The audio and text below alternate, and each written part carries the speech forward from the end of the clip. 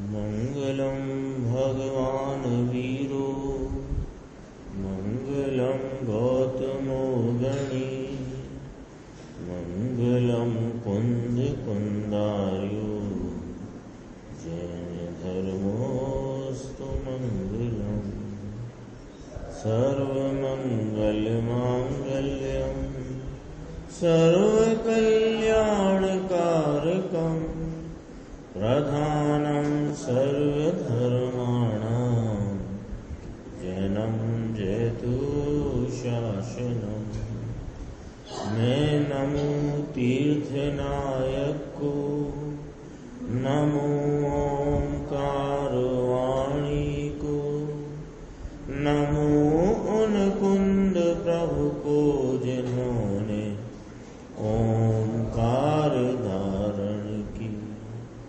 अहो उपकार जिनवर का कुंद का दिव्य वाणी का जिन कुंद ध्वनि दाता उन कहान स्वामी का। रमिहूण जिणम वीरम अनंत वर्णान दंसन सहावम मोक्षामिणीयम सारम केवली शुद्ध केवली गणिदम।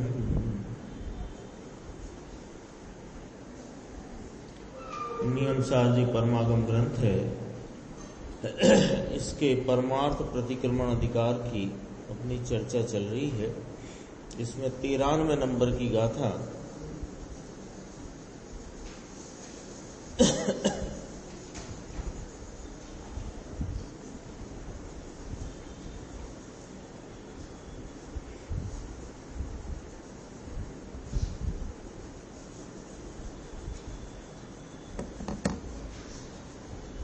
इस पर अपने गुरुदेव श्री का व्याख्यान जो चल रहा था, पेज नंबर 479 से अपन दोबारा देखते हैं। एक पैराग्राफ ये आया था, आत्मा का ध्यान वह एक ही उपाय है।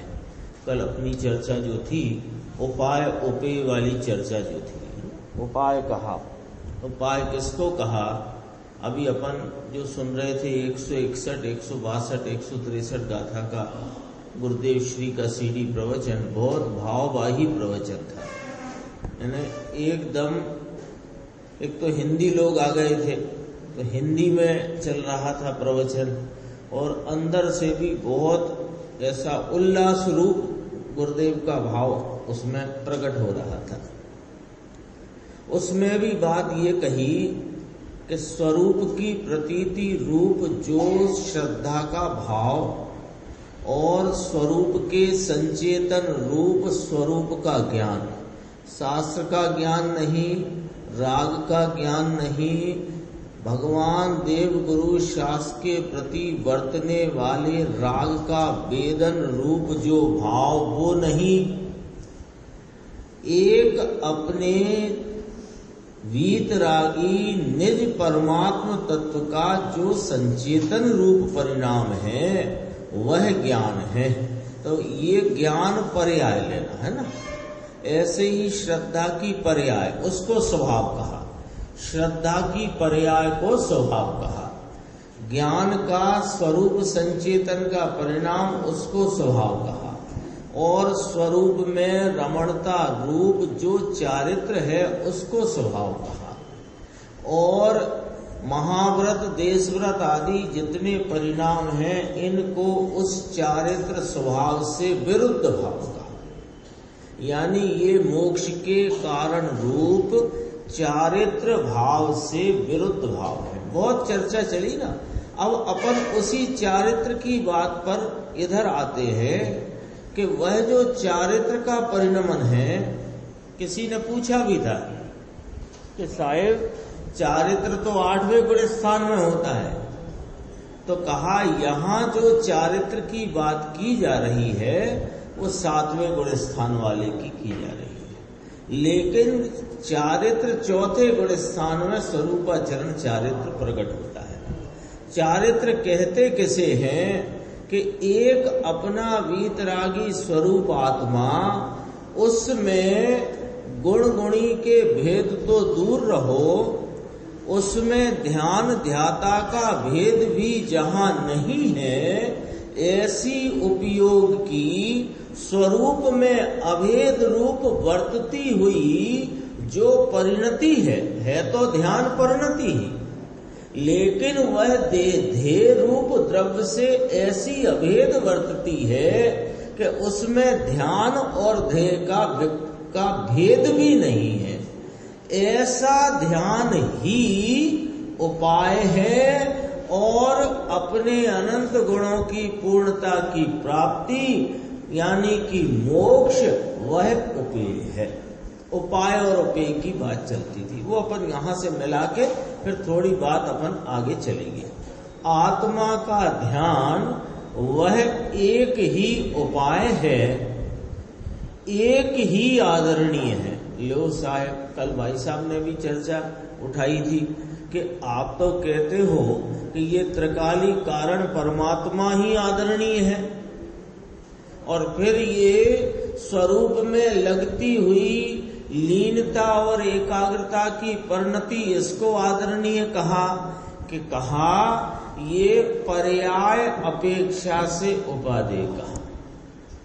क्यों कि वह जो कारण तत्व है उसको उपादेय करती हुई जो परिणति है वह भी ध्यान रूप और स्वभाव की प्रकटता व्यक्तता के भाव वाली है, तो वो भाव अपेक्षा, पर्याय अपेक्षा, उपाय अपेक्षा, प्रवृत्ति अपेक्षा, परिणति अपेक्षा उसको आदरणीय कहा गया है। ये बात आई। देखो, पर्याय को यहाँ उपादेय कहा। उपादेय तो वास्तव में आत्मा है, लेकिन यह आचरण के उपायों में उपाय कोई साधन है कि हाँ ये जो ध्यान है यह वर्तने योग, इसमें ही रहने योग, इसमें ही वर्तन करने योग्य उपादेय है। ये वाली बात इसमें कही। आगे चलते हैं अपन। थोड़ी बात गाथा 77 प्रवचन सार की गुरुदेव ने यहाँ ली है, उन्होंने स्मरण में ली है, हम भी स्मरण करते चलते हैं। पेज नंबर 480 मुमुक्षु का प्रश्न है। ऊपर चर्चा आई थी कि तुम श्रवण करो, 480 पेज पे ऊपर की पहली लाइन के बाद देख लेना। तुम श्रवण करो या कि भक्ति करो या कि पूजा करो, 1 घंटे भले हमेशा नियम से कायम भगवान की भक्ति करो, तो भी यह शुभ भाव वह जहर है। 1 घंटे नियम से करो, सुबह बराबर।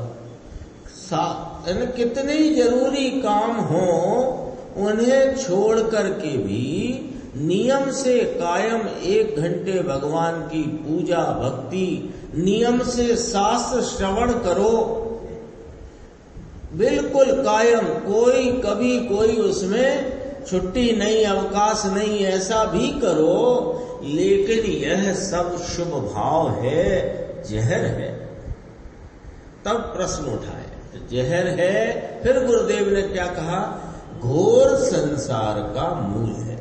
जब ये शब्द बोला कि ये पुण्य का भाव और उसमें उपादेयता तो है ही, तब ये पॉइंट पकड़ना जरा थोड़ा सा यहाँ अपने समस्त आग्रह को जरा दूर रखकर और बहुत खुले चित्त से बात को समझना। कौन सी बात समझना?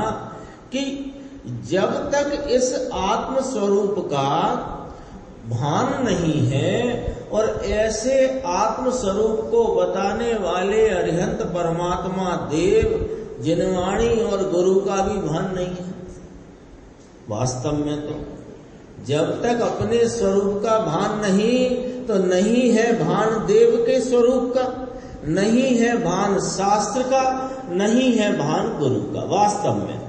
अब ऐसे में जितना भी तुम्हारा ये स्वभाचरण रूपी वृत्ति जो कुछ भी चल रही है, ये घोर संसार का मूल है।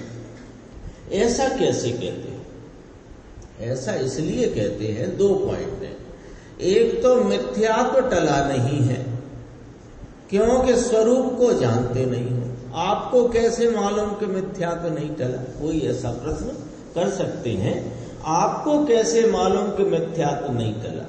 कि देखो, ये जो स्वरूप के भान वाला है, स्वरूप के श्रद्धान वाला है, स्वरूप का जो आराधक है, उसको जो सहज भक्ति आदि रहती है वो रहती है, और जिसको स्वरूप का भान नहीं, श्रद्धान नहीं, उसको जितना भी है वो पद्धति रूप है, और पद्धति रूप है और नियम से उपादेयता रूप है।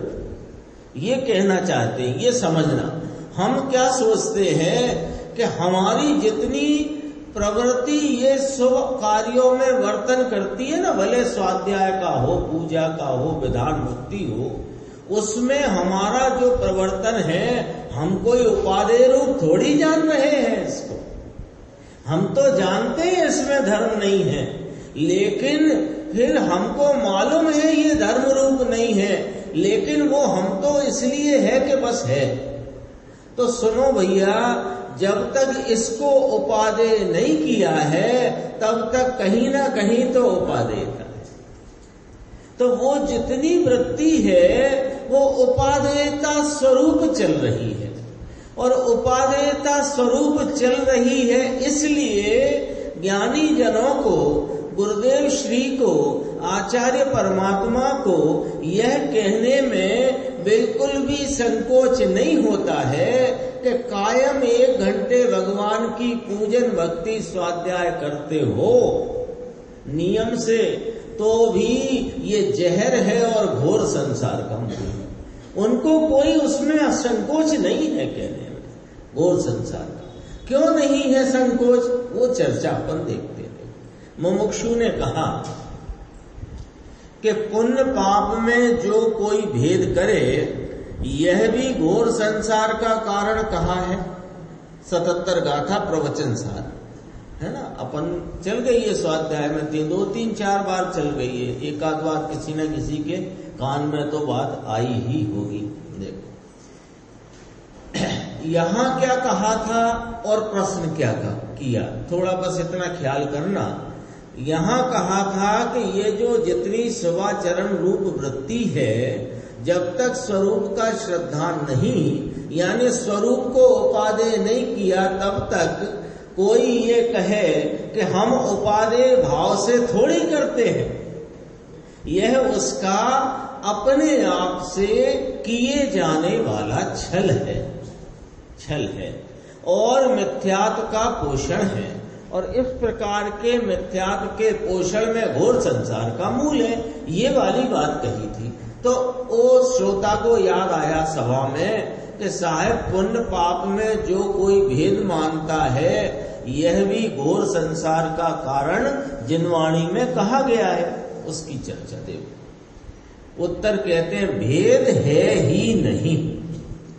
पुण्य और पाप, शुभ और अशुभ भाव, इनमें भेद ही नहीं है। और जो भेद करे तो ये घोर संसार का कारण है। प्रवचन सार की 77वीं गाथा है। पुण्य और पाप में भेद पाड़ता है कि पुण्य ठीक है और पाप अठीक है। हिंडति घोरम पारम संसारम। प्रवचन सार की 77वीं गाथा। पूछते हैं गुरुदेव, यहाँ है प्रवचन सार? निकाला प्रवचन सार, गाथा पढ़ते हैं। नहीं मन्नति जो एवं नथ्य विशेषोति पुण्य पावाणम। कोई ऐसा नहीं मानता कि पुण्य पाप में कुछ विशेष नहीं, फर्क है, ऐसा कोई मानता है कि फर्क है। वो बोलने में यहां से आया। न ही मन्नति जो एवं नथ्य विशेषोति पुण्य पावाणम। उसमें नहीं जो मानता क्या कि उनमें ऐसा कि वे अविशेष हैं, ऐसा नहीं मानता और पुण्य पाप में विशेष मानता है, वह घोर अपार संसार में परिभ्रमण करता है। ये कहा कि देखो, पुण्य ठीक और पाप अठीक, ऐसे पुण्य पाप में कुछ फर्क है, ऐसा जो मानते हैं। नाही मन्नति जो एवं रथ्य विशेषो, यानी कुछ विशेष नहीं, पुण्य और पाप में कोई विशेष नहीं है। वास्तव में पुण्य और पाप दोनों परान्मुक्ता वाले अशुद्ध परिणाम है, जीव के स्वभाव रूप नहीं है, विभाव रूप परिणाम है, जिनके बारे में अभी 7 गाथाएं आई। पहले कहा, बस अपन वो 3 बोल आए ना, तो एक बोल अपना अभी यहाँ पुण्य पाप का लेते हैं। तो पुण्य पाप रूप जो भाव है वह आत्मा की वीतरागता की प्रगटता को ढांक देने वाला है, एक। दूसरी बात, यह पुण्य पाप का भाव बंध स्वरूप है, 2 बात। तीसरी बात, यह पुण्य पाप का भाव, यह आत्मा जो वीतरागी तत्व है, इसके स्वभाव से विरुद्ध भाव वाला है, विरुद्ध स्वभाव वाला है। आया कि नहीं आया? अपने पुण्य पाप अधिकार 157, 58, 59, 60, 161, 162, 163, 7 गाथा। वो 7 गाथाओं में कोई गजब अधिकार आया है, और वो विषय यहाँ अपने साथ साथ चलते आ रहा है। देखो, पुण्य और पाप, शुभ और अशुभ दोनों भाव में कुछ फर्क नहीं है। अब ऐसा सुनना, व्यापार करना कि धंधा करना कि ये समझना कि क्या करना, हम तो फंस गए। घर गृहस्थी देखें, बच्चे व्यापार देखें, धंधा पानी देखें कि ये तुम्हारा पुण्य पाप में फर्क है, वो कैसे और नहीं है सो कैसे, श्रद्धान काय का रखना, समझना क्या, ये क्या क्या करें साहेब हम। क्यों भाई संजय, क्या क्या करें? उतने ही तो 24 तो घंटे, 6-8 घंटे नींद के तो रखो और 6-8 घंटे दुकानदारी के रखो। अब बहुत भी नहीं हम उतने उलझते, लोग तो 14-14 घंटे करें दुकानदारी, हम तो 8-10 घंटे भी करें। 8-10 घंटे सोने में गए, 8-10 ये गए, घंटा भर आपके पास आ गए, उसमें इतनी उलझन। ये सब गुरुदेव की भाषा है, मेरा कुछ, उसमें इतनी उलझन। देखो भैया, कोई उलझन ही नहीं है। जो कार्य आप प्रमुखता से करना चाहो, वो सब कार्य की बात आपकी समझ में बिल्कुल सरलता से, सहजता से आती है। और जो कार्य करना ही ना चाहो, सिर्फ पद्धति रूप से ही यदि अपन आते रहो, सुनते रहो, तो फिर वो समझने में कठिनाई आती है। और अपन को ये कार्य करना है, ऐसी अंदर में जो प्रेरित भाव से यहाँ बैठोगे तो वो बात समझ में ना आए, ऐसा होता नहीं। कोई काम हो, चाहे वो व्यापार संबंधी हो, घर गृहस्थी का हो, पाक कला का हो कि वो चित्र कला का हो, जो काम सीखना हो उसमें सब समझ में आता है। और अपन ने यही मान लिया कि ये कार्य हमें करना नहीं है, हम तो यहाँ बैठ जाते हैं भैया, इधर उधर फिरेंगे, उससे अच्छा तो यही अच्छे। उन्हें धर्म की प्राप्ति होना थोड़ा कठिन पड़ जाएगा। देखो क्या कहते हैं, शुभ अशुभ दोनों भाव में कोई फर्क नहीं है, वैसा सुनना, व्यापार करना, धंधा करना कि ये करना। अरे प्रभु, मार्ग बहुत जुदा भाई। भव भ्रमण रहित होने का रास्ता कोई अलौकिक है। यदि भव भ्रमण से थक रहे हो अथवा भव भ्रमण से छूट जाने का पक्का निर्णय किया हो, तो फिर भाई ये लौकिक मार्ग को छोड़कर अलौकिक तत्व को समझकर अलौकिक मार्ग में आना पड़ेगा, क्योंकि तत्व भी अलौकिक है, मार्ग भी अलौकिक है। यहाँ कहते हैं पुण्य पाप में विशेष कुछ नहीं है। यहाँ परमार्थ प्रकाश में कहा है, गाथा वहां भी है परमात्म प्रकाश में भी ये वाली बात आई है कि शुभ और अशुभ दो भाव हैं। दया, दान, व्रत, तप, भक्ति, पूजा, हिंसा, झूठ, चोरी, विषय, भोग, वासना, ये दो प्रकार के भाव हुए, दो भाव हुए। दो क्यों कर दिए इन्हें? है तो एक, दो क्यों कहे? एक कषाय की तीव्रता वाले और एक कषाय की मंदता वाले, बस इतना उसमें फर्क समझना। ये दो भावों में विशेषता माने कैसी माने कि पुण्य ठीक है, पाप अठीक है। अरे यह दोनों एक से है, दोनों ही एक जाति के घोर संसार के कारण हैं।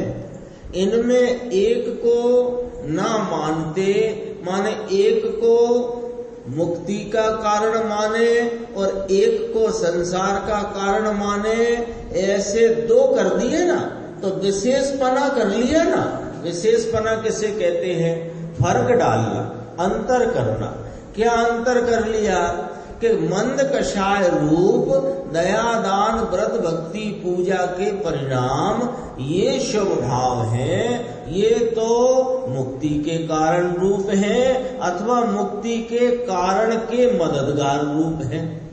और जो हिंसा, झूठ, चोरी, विषय, वासना, भोगना, खाना, कमाना, ये जो पाप भाव है, तीव्र कषाय रूप भाव है, ये अशुभ है, ये पाप रूप है, ये नुकसानकारी है। ऐसा दो में भेद किया। तो देखो विशेष माने हिंडति घोरम पारम संसारम। हिंडति घोरम पारम संसारम प्रवचन सार में पाठ है मोह सच्छन्नो। क्या मतलब? मोह से आच्छादित होता हुआ, भ्रांति में पड़ा हुआ यह जीव शुभ अशुभ भाव में भेद मानता हुआ, मोह से आच्छादित होता हुआ हिंडति घोरम पारम संसारम, है ना। हिंडति का अर्थ समझ गए ना निर्देश भाई? भ्रमण करता है। हिंडति माने झूलता है, झूलता माने वहीं पड़ा रहता है। हिंडति ये पुण्य पाप भाव, ये मोह संचन्नो, ये मिथ्यात्व से ढक गया है। पुण्य और पाप दो, शुभ अशुभ भाव, इनमें निश्चय से नाम वास्तव में कोई फर्क नहीं है। ऐसा माने कोई पुण्य ठीक है, पाप अठीक है। हिंडति घोरम पारम संसारम मोह संचन्नो, मिथ्यात्व से ढका हुआ, मिथ्यात्व से आच्छादन हुआ घोर संसार में हिंडति नाम भटकेगा। ऐसा काम प्रवचन सार की 77वीं ये गाथा है। ये प्रसंगवश यहाँ पर संदर्भ में बात आई, अपन ने भी देखी। 481 पेज पर अपना जो गाथा में आया है टीका में, परम जिन योगीश्वर, यहाँ से शुरू हुई। देखो चर्चा उपाय उपाय की भी आई और पुण्य पाप में कोई भेद मानता है उसकी भी चर्चा आई कि वह घोर संसार का कारण है। अपनी जो गाथा है ना 93, इसकी टीका यहाँ से ही शुरू हुई है। जो कोई परम जिन योगीश्वर साधु, यहाँ से हुई है टीका प्रारंभ और वही चर्चा अपन हम यहाँ देखते हैं। पेज 481, परम जिन योगीश्वर। ये परम जिन क्यों लिया? साधु है ना, इनको परम जिन क्यों कहा? कि परम जिन सिवाय कहीं दूसरा मार्ग नहीं है। जैन में भी अभी बहुत घोटाला उठा है, घोटाला, गड़बड़, विपरीतता। जैन संप्रदाय के नाम पर घोटाला नाम विपरीतता उठी है। ये धर्म ध्यान किसको कहा, धर्म ध्यान किसको कहने लगे? क्या विपरीतता उठी? और विपरीतता में किसको धर्म ध्यान कहने लगे? कि ये प्रतिक्रमण करो, व्रत पालो, भक्ति करो, पूजा करो, यह करो, इससे कल्याण होगा। ये सामायिक करो, प्रतिक्रमण करो, 24 संतु करो, संकित बिना सामायिक कैसी? बोलो। अपने चलती है ना पद्धति में टीटू भाई, हम तो भैया हमारे तो नियम है 2 टाइम सामायिक का, शाम को तो हम सामायिक करते ही हैं, सामायिक करना है तो सामायिक धर्म ध्यान रूप है। जिनवाणी में लिखा है सामायिक धर्म ध्यान है, लिखा है, नहीं लिखा क्या? लिखा है, पर किसको?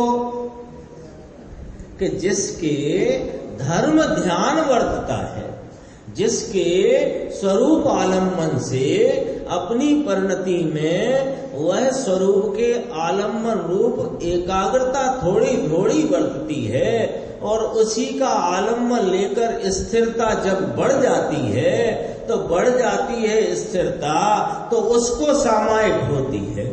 तो वह सामायिक किसे कहा? स्वरूप में एक एकाग्रता और स्थिरता की परिणति को सामायिक कहते हैं, ठीक है। और इसके पूर्व वह बैठ करके 5 परमेष्ठियों का नाम स्मरण, अपने स्वरूप का स्मरण रूप जो विकल्पात्मक भाव है उसे व्यवहार से सामायिक कहने में आया। दूसरे शब्दों में व्यवहार धर्म ध्यान भी कहते हैं। तो लोगों ने क्या पकड़ा कि लियो साहब सामायिक करना माने माला फेरना, ये सामायिक हो गई। उसमें भी शॉर्टकट बना लिए, जल्दी जल्दी हो जाए। वो हम तो बोलेंगे भी नहीं क्या क्या बोलते हैं, वो बनाने लिया है शॉर्टकट। 5 परमेष्ठी के नाम एक अक्षर में पूरे कर लो। हाँ, क्या है ये? ये तो बैठकर चित्त को थोड़ा इधर उधर से हटाकर कौन करता है सामायिक? ज्ञानी धर्मात्मा, जिन्हें विशेष स्थिरता प्रकट हुई है, वे 2 कषाय चौकड़ी की अभाव वाले श्रावक जो हैं, गृहस्थ श्रावक हैं अथवा जो भी श्रावक हैं, वे उपयोग को इधर उधर से हटाकर 5 परमेष्ठियों के स्वरूप का चिंतन करते हुए, अपने स्वरूप का चिंतन करते हुए, फिर वह स्वरूप के चिंतन को भी छोड़ करके एक स्वरूप में एकाग्रता को प्राप्त हो जाते हैं, तो वास्तविक सामायिक तो तब होती है।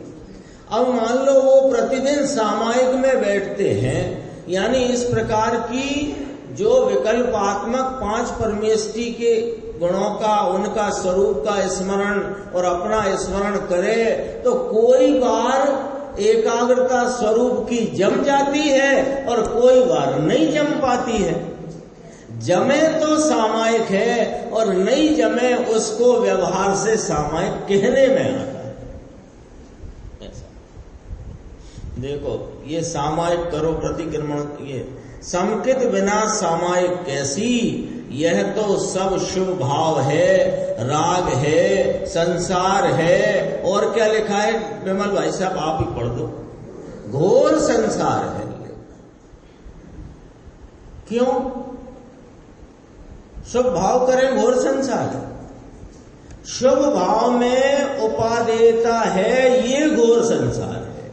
और ऐसा कोई हमें ज्ञानी धर्मात्मा के सिवाय पूरे इस विश्व में 3 लोक 14 ब्रह्मांड में बिना स्वरूप की का श्रद्धान और आस्वादन किए बिना इन सब कार्यों में बिना उपादेयता के लगता हो। 14 ब्रह्मांड उपादेयता से लगता है, और उपादेयता से लगता है सो घोर संसार है। पॉइंट आ गया पकड़ में।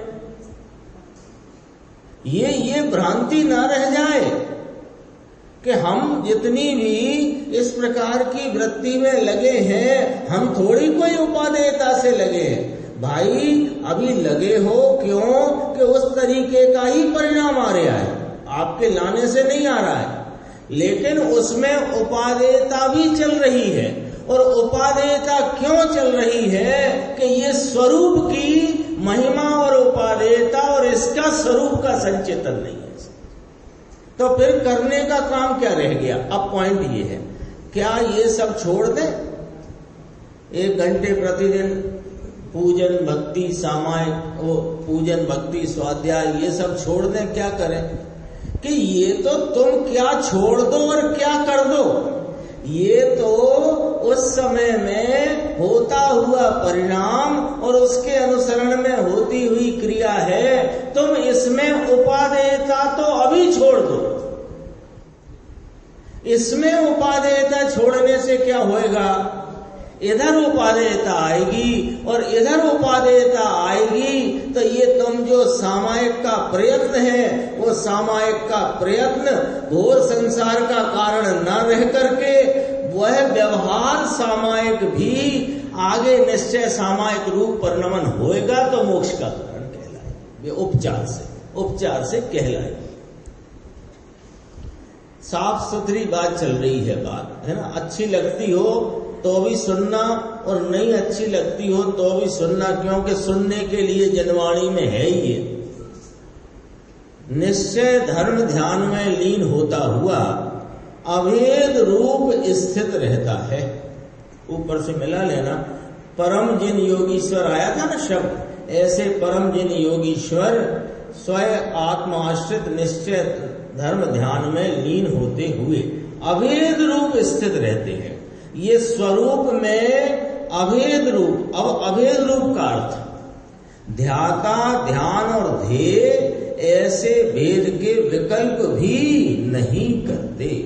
ये विकल्प नहीं रहता कि मैं ध्यान रूप से परिणमता हुआ ध्याता, ये मेरी परिणति ध्यान और ध्यान का ध्येय में अभेद वस्तु तत्व आत्मा, ऐसा भेद नहीं है जहां उसका नाम ध्यान है। ऐसी बात है अभेद रूप से चिदानंद चिद घन प्रभु, चैतन्य के प्रकाश का पूर्व नूर ध्रुव। क्या इसमें कितनी बात कह देते हैं गुरुदेव।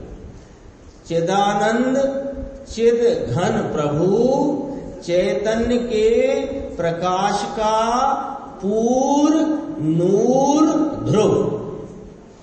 लो पता लिखा है, ये पता डाकिया होता है ना, डाकिया चिट्ठी देखता जाता है, बांटता जाता है, तो वो 2 लाइन में पता समझ जाता है कहां जानी है चिट्ठी। ये पता लिख दिया, अपना पता।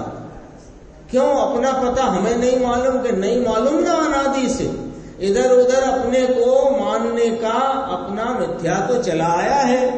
तो सही पता बताते हैं कि स्वरूप से तो हो चिदानंद चिदघन प्रभु, और कहां हो कि चैतन्य के प्रकाश के पूर्व रूप से उसके नूर, पूर्व समझ गए ना, पूर्व प्रवाह, प्रवाह पूर्व माने प्रवाह है।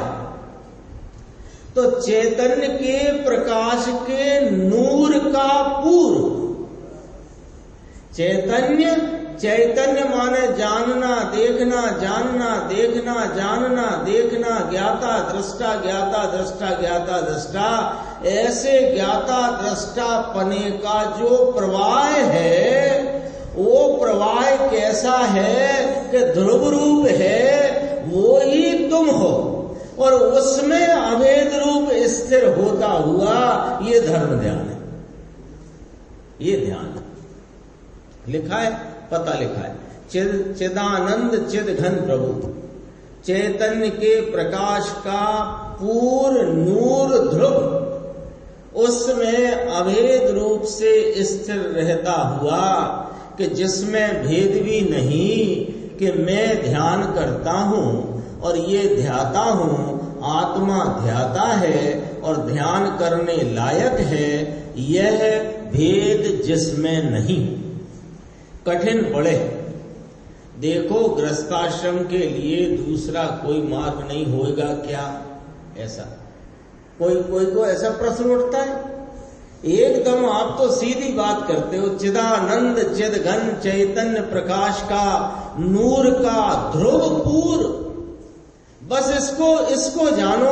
अरे और कोई सरल उपाय बता दो महाराज। अभी तो हमें बहुत काम रहते हैं, घर गृहस्थी है, सब और भी तो काम है, तो जरा कोई सरल बता दो। तब यहां देखो स्वयं गुरुदेव श्री प्रश्न उपस्थित करते हैं, गृहस्थाश्रम ने माटे बीजो कोई मार्ग नहीं होई छ? प्रश्नवाचक। मार्ग है क्या कि ये धीरे धीरे आत्मा का आश्रय लेते हैं गृहस्थाश्रम वाले, और मुनिराज हैं वे उग्रपने लेते हैं। मार्ग तो वही का वही है। मार्ग कोई गृहस्थों के लिए अन्न होए और मुनियों के लिए अन्न हो, ऐसा नहीं है, ऐसा नहीं। मुनि क्या करते हैं? मुनि क्या करते हैं? इस चैतन्य परमात्मा का ही तो आलम्बन लेते हैं। और गृहस्थ क्या करता है? वो भी इस चैतन्य परमात्मा का आलम्बन लेता है। और अविरति हो कोई राजा महाराजा सेठ सेठिया, वो क्या करे? यदि धर्मी होना हो तो इसका आलम्बन ले, फिर इसके आलम्बन लेकर और इसका स्थिरता बढ़ाना हो तो क्या करेगा? इसका आलम्बन ले, और स्थिरता बढ़ाना हो तो इसका आलम्बन ले, और बढ़ाना हो तो इसका आलम्बन ले, पूर्णता करना हो तो इसका आलम्बन ले। तो मुनि इसी कार्य को उग्रता से करते हैं, सो वे मुनि नाम को प्राप्त है। और गृहस्थ है वो अभी उसी को धीरे धीरे करता है, माने अभी उतनी उग्रता नहीं है। बस बाकी आत्मा के आश्रय का दोनों के लिए तो मार्ग एक ही है, ऐसा मार्ग है। आगे चलना थोड़ा, फिर बोल आया उसमें। पहले क्या आया? ध्यान ध्याता देह का विकल्प नहीं है, ये वाली बात आई ना। फिर कहा क्रिया कांड के आडंबर बिना का, पेज 483 बीच में। यहां कहते हैं क्रिया कांड के आडंबर बिना का। एक बात क्या, किसकी बात चलती है? ध्यान। आत्मा आनंद स्वरूप है, अतीन्द्रिय आनंद का पिंड है, अतीन्द्रिय वीतराग स्वरूप है। ऐसा जो आत्मा अंदर है, इसको कैसे करना? इसका ध्यान क्रिया कांड के आडंबर बिना का। ध्यान क्रिया कांड का ध्यान वो ध्यान नहीं है, ये तो राग है, आर्थ ध्यान है। लो साहब, क्रिया कांड का ध्यान क्या होता है? मुन्नालाल जी भाई साहब, क्या होता है क्रिया कांड का ध्यान? विचार तो करो, क्या है? ये शब्द तो आ गया सामने, आया गुरुदेव श्री का शब्द आया, क्रिया कांड का ध्यान। क्रिया कांड का ध्यान ऐसा, मेरे इस प्रकार चलना, इस प्रकार उठना, इस प्रकार बैठना, इस प्रकार खाना, इस प्रकार नहीं खाना, इस प्रकार से रहना, इस प्रकार की क्रिया, ये भोजन में ये खपेगा न खपेगा, अनेक अनेक प्रकार की जो उसी में लगी हुई वृत्ति, उसी में लगा हुआ वृत्ति, ये सबको क्या कहा गया है? यहां आप स्वयं पढ़ लो, आर्त ध्यान है।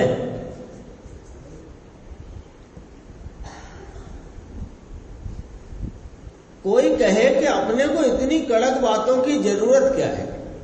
कड़क बातें नहीं चलती है भाई साहब, बातें कड़क नहीं चल रही हैं, ये यहां की साफ सफाई चल रही है। अनादि से अपनी जो समझ में भूल चूक है, जो अपनी समझ में गड़बड़ी है, उसकी साफ सफाई चल रही है। ऐसा है।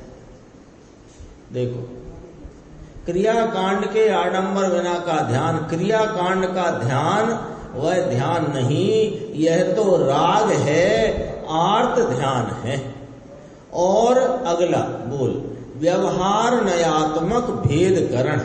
भेदकरण माने भेद पाड़ना, ध्यान दे के विकल्प तक का जो भेद लिया, इसमें नीचे पढ़ लेते हैं। देखो, भेद करना वह, भेद पाड़ना उसको कहा भेद करण। भेद करण कैसा है? पहली बात, व्यवहार नयात्मक है, माने यह निश्चय नय का विषय नहीं है। स्पष्ट हो गई बात। अब दूसरी बात कि भेद करण कहा किसको? भेद करना इसको कहा। किसमें भेद करना? तो कहा ध्यान दे के विकल्प शुद्धा। गुणगुणी का भेद भी पीछे रह गया, मतलब गुणगुणी के भेद को भी छोड़कर एक अभेद अपना ज्ञायक परमात्मा, अभेद अखंड जो एक रूप ध्रुव स्वरूप ये ध्येय और उपयोग इसका ध्यान करे सो वह ध्यान, ऐसा भी जो भेद है ये भेद करण है और इससे ध्यान नहीं होता, ये ध्यान नहीं होता। देखो, ऐसे आत्मा का ध्यान करूं, ध्याता आत्मा ध्यान, ऐसे भेद पाड़ना, ऐसा विकल्प राग उठता है, यह भी दुखदायक है, कल्पना मात्र है। कठिन बात है बहुत बापू। ये शब्द आ गया था, कल्पना मात्र रम्य है, पीछे कलश में। अगला पेज 584, अगला बोल है, देखो, इंद्रिय समूह से अगोचर ऐसा जो परम तत्व, शुद्ध अंतः तत्व। ध्यान किसका होता है? ये धर्म ध्यान, शुक्ल ध्यान की बात चलती है। ध्यान किसका? मोक्ष के कारण रूप, पूर्णता के कारण रूप ध्यान किसका? कि इस निज परमात्मा का। तो ये जो निज परमात्मा अपना जो शुद्ध अंतः तत्व है, ये कैसा है? इंद्रिय समूह से अगोचर है। ये कहकर क्या कहते हैं कि ये ध्यान में इंद्रिय मन का अवलंबन होता ही नहीं। क्यों? कि इसके विषय ही नहीं है वो इंद्रियों का, जिसका ध्यान है। देखो, इसका अर्थ किया, शुद्ध अंतः तत्व, अंतः तत्व आत्मा परमात्मा स्वरूप आनंद कंद, शांत की मूर्ति, अविचल ज्ञान, अविचल आनंद, अविचल वीतराग, अविचल अविचल अविचल, विचलित नहीं होती। ऐसी अविचल ज्ञान, अविचल आनंद, अविचल वीतरागता, ऐसी अनंत शक्तियों का सागर भगवान, ऐसा परम तत्व, यह अंतः तत्व उस संबंधी भेद कल्पना से निरपेक्ष। उस संबंधी भेद कल्पना, उस संबंधी भेद कल्पना का अर्थ समझना चाहिए क्या? कि मैं शुद्ध हूं, मैं एक रूप हूं, मैं ध्रुव हूं, मैं शुद्ध अंतः तत्व हूं, ऐसा जो मैं इंद्रिय समूह से अगोचर हूं, ऐसा भी जो विकल्प में लिया, तो इंद्रिय समूह से अगोचर कहा ना, तो ये तो मन का अवलंबन है। यहां पर इसमें तो मन का अवलंबन है, मैं यूं हूं, यूं हूं, यूं हूं। ऐसी सारी भेद कल्पनाओं से निरपेक्ष, इसमें भेद भी नहीं। देखो, अभी कहते हैं शुक्ल ध्यान लेना है ना, यहां शुक्ल ध्यान पहले घटित किया, फिर धर्म ध्यान कहकर के दोनों धर्म ध्यान की बात करी। निरपेक्ष नाम उदासीन, निष्प्रय अपेक्षा बिना का निश्चय शुक्ल ध्यान, शुद्ध अंतः तत्व संबंधी भेदों की कल्पना से भी निरपेक्ष है। तो ये ना समझना कि शुक्ल ध्यान में भेदों से निरपेक्ष है और धर्म ध्यान भेद वाला है, ये नहीं है मतलब। यहां पहले दो तरह से व्याख्या अपन ने परसों बात की थी, धर्म ध्यान और शुक्ल ध्यान, ये दो ध्यान ही आत्मा के ध्यान है और वह स्वयं आत्माश्रित है। स्वयं आश्रित ध्यान कौन से हैं? धर्म ध्यान, शुक्ल ध्यान। तो स्वयं आत्माश्रित उत्पन्न होती परिणति यहां से कहना शुरू करो तो धर्म ध्यान, और उसकी उग्रता शुक्ल ध्यान, और जो पूर्णता की प्राप्ति कराने वाले की तरफ से कहना शुरू करो तो पूर्णता की प्राप्ति कराने वाला शुक्ल ध्यान, परम शुक्ल ध्यान, और उसी का जो अल्प रूप भाव है वो धर्म ध्यान। उधर से कहो तो शुक्ल ध्यान पहले, धर्म ध्यान बाद में, इधर से कहो तो धर्म ध्यान पहले, शुक्ल ध्यान। कथन की बात है। निश्चय शुक्ल ध्यान स्वरूप से स्थित रहते हैं। देखो गुरुदेव क्या कहते हैं, पंचम काल में भी संत ऐसा उपदेश करते हैं। ध्येय ऊंचा है ना, ऐसे शुक्ल ध्यान में स्थित रहते हैं। अब स्वयं के उग्रपने भले अभी धर्म ध्यान है, लेकिन अंदर शुक्ल ध्यान में आगे बढ़ने का ध्येय है। पंचम काल में शुक्ल ध्यान का अभाव होते होने पर भी शुक्ल ध्यान में स्थित रहते हैं धर्मी, ऐसी भावना बताते हैं। इसमें चर्चा थोड़ी सी है, मैं पूरी कर देता हूं। इसमें स्थित रहते, नीचे देखिए ना, इसमें स्थित रहते हैं वह साधु निरवशेष पने अंतर्मुख होने से, ये साधु पर की किसी अपेक्षा बिना अंतर्मुख होने से प्रशस्त अप्रशस्त समस्त मोह राग देश का परित्याग करते हैं। प्रशस्त अप्रशस्त समस्त मोह, प्रशस्त माने शुभराग, अप्रशस्त शुभराग मोह शुभ मोह और अशुभ मोह, इसका सर्वथा त्याग करते हैं। इनकी दृष्टि में पहले यह बात बैठनी चाहिए। लोग अपने लिए कहते हैं, अपने लिए कहते हैं कि इसकी दृष्टि में, हमारी आपकी दृष्टि में पहले यह बात बैठनी चाहिए कि इस प्रमाण से ही मोक्ष का मार्ग और मोक्ष होता है, तब उसको शुक्ल ध्यान कहा जाता है। ऐसा दृष्टि में तो इसको पहले बैठना चाहिए। क्या कहना चाहते हैं कि कोई कहे अभी तो शुक्ल ध्यान होता नहीं, तो काय को समझा रहे हो हमें शुक्ल ध्यान ऐसा होता है ऐसा होता है। तो कहते हैं कि वो शुक्ल ध्यान यद्यपि कि अभी पंचम काल में यहाँ भरत क्षेत्र में जो जीव हैं इनकी योग्यता नहीं ऐसी, तो भी ये तो जानना चाहिए ना परम शुक्ल ध्यान होता कैसा। ये इसकी दृष्टि में यह बैठना चाहिए। नीचे है देखो, स्वयं आत्माश्रित ऐसे जो निश्चय धर्म ध्यान और निश्चय शुक्ल ध्यान, वे दो ध्यान ही सर्व अतिचारों का प्रतिक्रमण है। ये बात कहकर के बात अपनी पूरी होती है। आगे चर्चा।